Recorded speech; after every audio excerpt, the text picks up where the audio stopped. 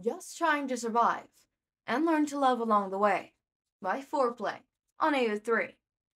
Episode 107, Chapter 107 of Students and Recovery.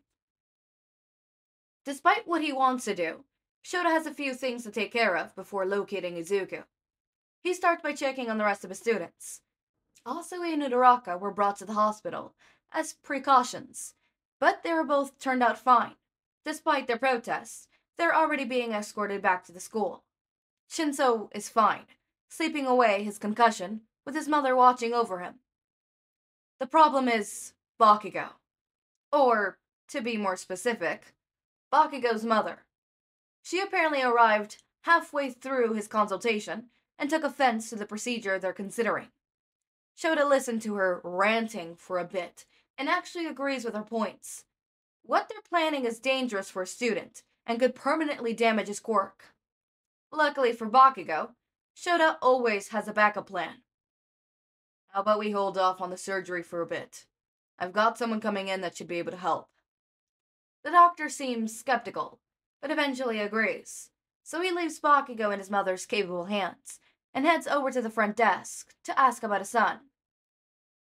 They've already brought him into surgery. The nurse on duty is quick to give him an answer. What kind of surgery? I'm his legal guardian. This is the kind of stuff I should be consulted on. This is a situation where if he wasn't brought into surgery, he would have bled out internally. I don't have many details, so when he's finished, his doctor can tell you more if you head over to a private waiting room. Shouta just nods and accepts the information. Shouta finds himself on a whole nother floor than the rest of his students. It's not ideal, but he does have other heroes downstairs to keep an eye on them, so he'll just have to deal with it. The first thing he does when he gets there is text Hitoshi to meet him. He needs to update him on the situation with Izuku, and he would much rather do it in person. Once that is sent, he dials one of his most used contacts. Alright, Tsukalchi, here's all you missed out on. It's a while before they actually learn anything. Sashi had arrived, and Shouta had explained all that he knew and all that he didn't. But there hasn't been any news from the doctor yet, so all they could do is sit here, leaning on each other. He wishes there was something he could actually do, but he can't beat up Izuku's injuries until it leaves. At least the seats here are comfortable. People may say that heroes do exclusively, and most days, Shouta would agree. But not today, because today, Shouta is sitting on one of the comfiest chairs he's ever been on. If this was a good day, he'd been able to take a nap for a few hours. But for now, he'll settle for being comfortable while they wait for their news on their son. The door creaks open, and they jump to their feet, ready to greet the doctor. Except, it's not the doctor that comes limping in. Kirishima walks into the waiting room, sporting a new sling and leaning heavily on the IV pole.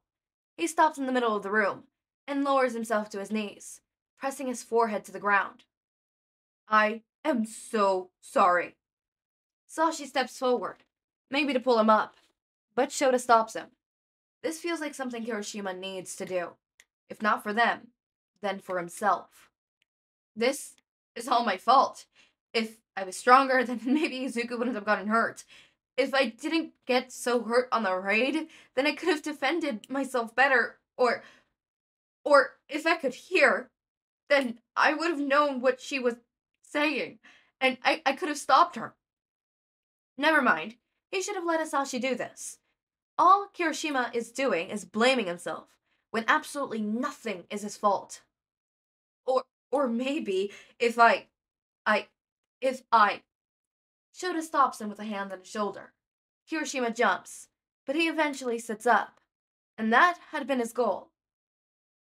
None of this is your fault. Kirishima shakes his head, but keeps his eyes on Shota's hands. You did fine at the raid. Lots of pros got hurt too, and your disability is not your fault. There's nothing you could have done. Kirishima looks away, but doesn't fight it. That will have to do for now. His student still looks on the verge of a breakdown, so Shouta does what he learned helps Izuku a lot. Would you like a hug? Kirishima hesitates before nodding, and he's worried that maybe this wasn't the right move. But the way that Kirishima grips the back of his hero costume when he pulls him into his arms convinces him otherwise. He still looks to Hizashi for confirmation, though. His husband just gives him a small smile as he sits down beside them and wraps an arm around Shota's shoulder. Thank God he's done the right thing here. There's a light knock at the door, and a doctor pokes their head in. He looks a little confused at their group on the floor, but doesn't question it. Instead, the doctor joins them, making communication a little easier without dislodging a student. You guys are here for Yamada Izuku. They both nod. So his original injury was just a couple of bruised ribs, which, if you're careful, is nothing to be concerned about. The doctor who treated him already had a recovery plan lined up. The doctor seemed fairly relaxed, so Shouta takes this as a good sign. Whatever happened to worsen his injuries turned a bruise into a break. I'm assuming that someone hit him hard, and that broke the bone, and it must have been hard enough to throw him, because the landing made the rib puncture his lung. He gives him a moment for that to sink in. A punctured lung is bad. But they were already in a hospital, and Izuku got treatment right away, so hopefully that works in their favor. We repaired the damage and had to insert a chest tube to drain the fluids in his lung. That should be able to come out either tomorrow or today. It's just something we'll have to monitor closely. What about recovery time and long-term effects? Sashi spoke up beside him. Full recovery happens within 6 to 8 weeks, and he will make a full recovery with no long-term effects. If we had Recovery Girl in today, then she could make it easier for the kid. Well then, dearie, it's a good thing I'm here. The woman herself strides through the door as if she owns the place. Which, in a way, she does. Recovery Girl helped fund this ward, as well as personally trained most of the doctors. That's why Shouta trusts this place so much. Sorry it took so long, kids. Stopped by Brat's Bakugou's room to fix his arm first. Sensei, it is wonderful to see you. Their doctor looks pleased at Recovery Girl's entrance. You know all you need to do is call, right? And my job offer still stands, no matter how many years you come to take that decision. The doctor looks a little sheepish as he stands. How about I show you guys to Yamada's room? Shouta nods and turns his attention to the kids in his arm. His grip on his hero costume has gone slack.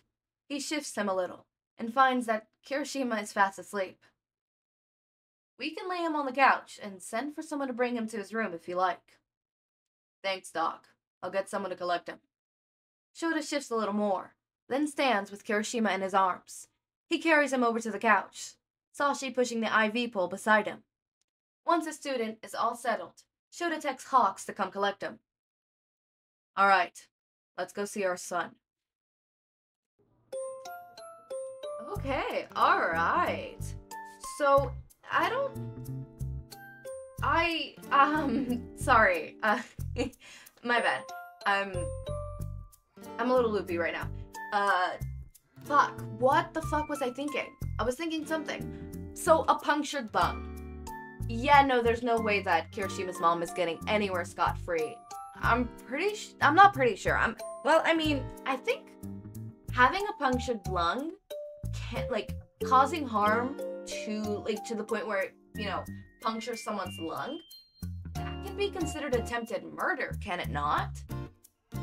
I'm not 100% sure, so don't take that with a grain of salt, like a huge grain of salt, but I'm pretty sure that could be charged as attempted murder, and if not, that is still heavy assault, right? It's still a crime either way. It just depends on which crime you want to classify it as. It also depends on, a bunch of other stuff. I don't know, legal system is weird. But, I'm glad Izuku's okay. That he's fine.